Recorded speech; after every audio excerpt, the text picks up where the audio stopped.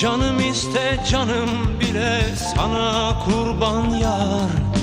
Yıldızlar yerinde güzel bırak dursun yar.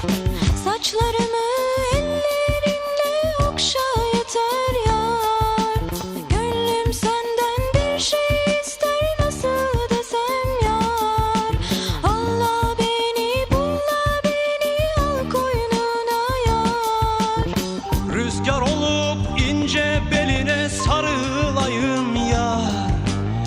Çimen olup ayağına serileyim yar. Sürme olup gözlerine sürüleyim yar. Canım iste canım bile sana kurban yar.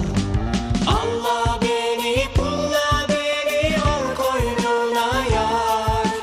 Gözüm senden başkasını görmez oldu yar.